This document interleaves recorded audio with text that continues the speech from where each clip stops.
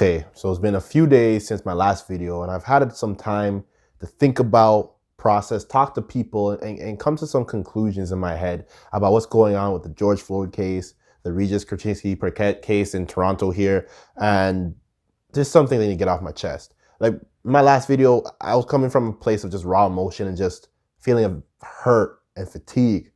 Right now, I'm kind of upset. I'm kind of angry. That feeling of hurt and fatigue has turned into anger for me. And I want to get some stuff off my chest. Police.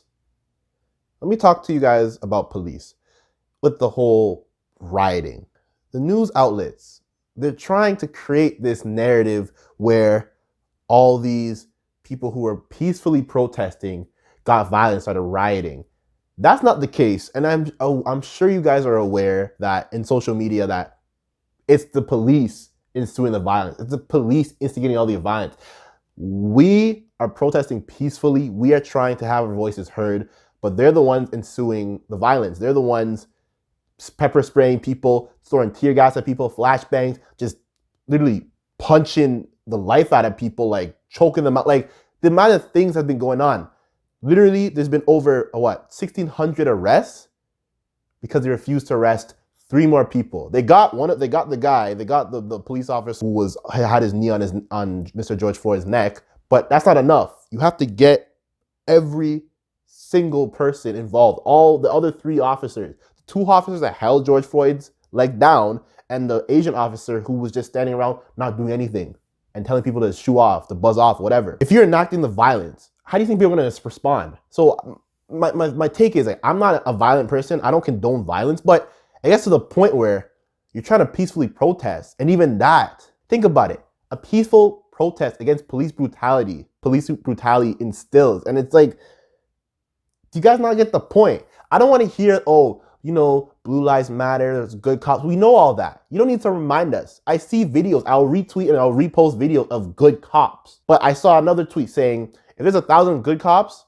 and 10 bad cops, and the 10 bad cops are doing terrible things and 1,000 good cops aren't saying anything, then there's 1,010 bad cops. Meaning that all these good cops, you have a voice in the place you work. You're supposed to protect and serve.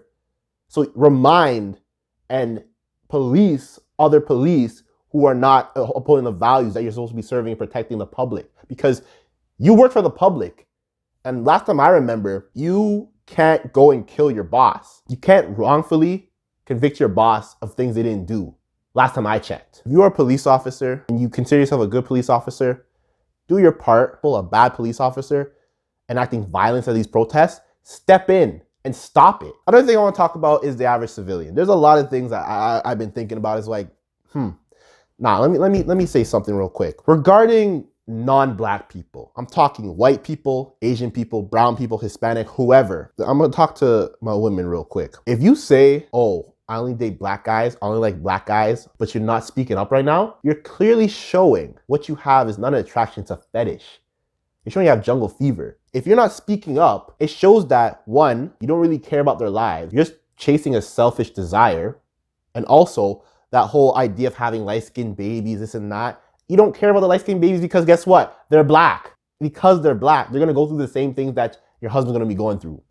I can still talk about the men. There's a lot of men, white, Asian, brown, whatever, who fetishizing over black women for the same reasons as a woman do. I'm talking to both sides now. If you have this big attraction to them, this is your time to speak up for them, because if you're gonna add them into your life, this is the things that yourself and the children are gonna be going through. Another thing I wanna talk about real quick is the people that they're just fulfilling this anarchist desire. They're not really supporting the cause. And you're the people that are giving the peaceful protesters a bad rap. People, you're just smashing windows. You're just looting places for no reason. Only just because you want to fulfill this anarchist desire you have. You watch the Joker movie like, wow, hate the system. Let's go loot everywhere. Let's go destroy the place. No, you can't be doing that, because if you're doing that, everybody's getting put under this label. Everyone's thinking, oh, Black Lives Matter. They're just violent looters, violent rioters. No. You see a lot of videos on social media. A lot of members of Black Lives Matter are telling all these non-blacks, don't be smashing stuff. Don't be looting this stuff. Like, you're just giving everyone a bad rap. You see people spray painting Black Lives Matter. When you're a white person spray painting Black Lives Matter, You're just giving us, you're just showing this. I need to calm down. Because you see, I'm getting mad right now. But you're almost hitting us for crimes we don't commit. And that's the whole point of why we're protesting. Do you see where I'm coming from? Do you get where I'm coming from? This is a place of anger at this point. A perfect example of how the message behind the protest has gotten so muddied. Look at Jake Paul. I'm not the type of person to be talking about like big YouTubers. I'm not trying to jump on trends, but look at Jake Paul. You are a YouTube millionaire. You are a white man and you're going to loot. You're filming yourself loot. My guy, grow up. You have kids watching your content. Grow up. That's the definition of white privilege there. I don't know why you have this anarchist desire if you're already in such a privileged position. You're just going around looting, destroying. Like, what's wrong with you? Wake up, bro. I don't care about the establishments, like the big corporations that are getting, like when Target got burnt out, I really got nothing to say. I already knew, one, the undercover cops are the ones destroying the AutoZone, the Targets, burning down affordable housing. I know all that. The local businesses, that's what you should, like, especially local black businesses, that's what you should be concerned about. Don't be burning down those places. When you see a bunch of these anarchists burning stuff down, don't feel compelled to do the same. Like, I'm recording this on a Sunday. Yesterday in Toronto, unfortunately, I couldn't go to the protest due to personal family reasons because of that thing that's going around in the world that's still running rampant too. Can't talk about it because of YouTube, but hey, I still saw videos in Toronto protesting for Regis Korchinski-Paquet, and it was peaceful.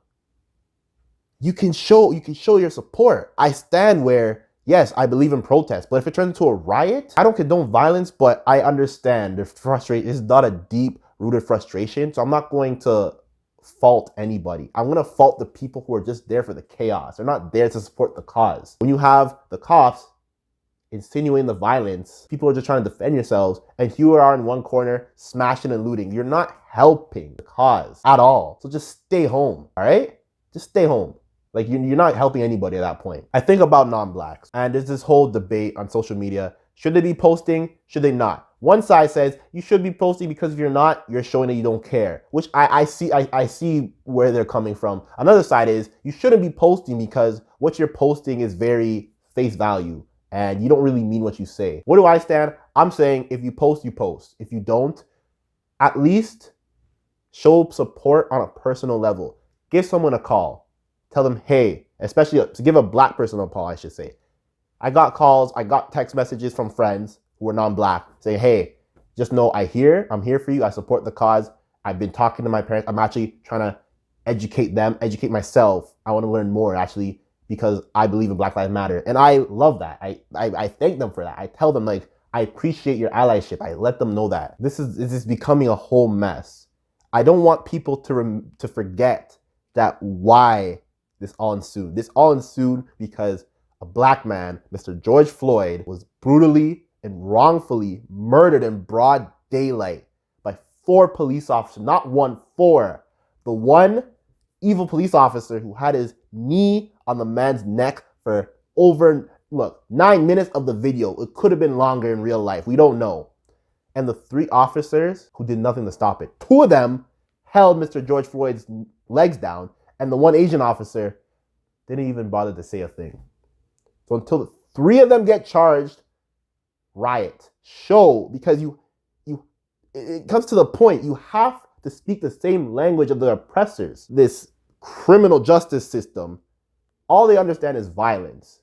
If you peacefully protest, they respond in violence. Unfortunately, like I said, I keep reiterating, I don't condone violence, but at this point it's necessary. Straight. That's the only way you can get the message across that this is not right and y'all need to do something about it. There needs to be reform. We need to start getting black people in higher positions of power so they can have say, so we can actually change and reform the system. Because I said in the last video, this system wasn't built for us. So because it wasn't built for us, it's always going to be against us. What we can do as a people, I say, we need to get people elected into positions of power. We need to promote all these local businesses so they can grow into even larger businesses so they actually have say in what's going on in the business world. You need politicians who are black and we have representation, because as much as I like people like Joe Biden who are supporting our cause, we still need proper representation. I say all this, it's not going to happen overnight. I understand that. I know that. I don't know if the change and reform we were looking for will happen in like my generation, but I have to start somewhere. And I truly believe that this is the beginning of the reform, the beginning of the change and beginning of the progress we need to get past this, to move forward, to actually progress as a nation and as a society. In this Western side of the world, we love to talk about democracy and freedom. However, the way the States is very authoritarian and they're not showcasing freedom. Lastly, I just want to say that for my Black people, brothers and sisters, we have to remember that we have to be pro-Black. There's a difference between pro-Black and anti-white. Being pro-Black, that means we are supporting each other and we want equality. We're not going to hate on white people, because if you're hating on white people, you're giving them more reason to hate us. And like I said in my last video, the cycle of hatred just keeps continuing. If you're saying F all white people, all the white people who are white supremacists and racists are saying, well, F all y'all. And it's just going to keep going on and on this is how we won't make any progress. So you have to remember to be pro-Black and not anti-white. I hope that makes sense. There's a difference between pro-Black and anti-white. Being pro-Black, we're uplifting ourselves. Because mind you, there's a lot of white people, there's a lot of non-Black people who are standing and marching beside us, supporting the cause. And I will gladly retweet when a white person knows they have privilege and knows how to use their privilege to the favor of Black people. You see a lot of people jumping in front of police officers so Black people don't get harmed. And I love that. I love seeing that. So remember, we have to be pro-Black. That's what I needed to tell y'all, because there's a lot of things getting misconstrued, and I didn't let y'all know that. But once again, I just want to say rest in peace to Mr. George Floyd. Rest in peace to Regis Korchinski-Paquet. Rest in peace to the thousands and thousands of cases that go unheard. Rest in peace to people like Breonna Taylor. Rest in peace to Sean Reed. Rest in peace to Steve Kaler. Rest in peace to Ahmaud Arbery. Let's wake up and remember why we're protesting. I just want to thank everybody again for taking the time to listen to this. Please share this. This is not self-promotion. This is not for clout. This is not just to get views. This is not, look, I'm a Black man. I'm a 22-year-old Nigerian Black man. And I've dealt with my own racism in my life, and I know how it feels. And those are small instances compared to the bigger picture, because this is bigger than me and this is bigger than you. So please spread the message, share this with people, and keep talking about this. And if you're a non-Black person, I encourage you to talk to your Black friends, talk to your parents, talk to your relatives you know who have racist tendencies. Tell them that's not right. Please, I urge you to do so. Once again, thank you so much for listening, and I'll catch you on the next video. Easy.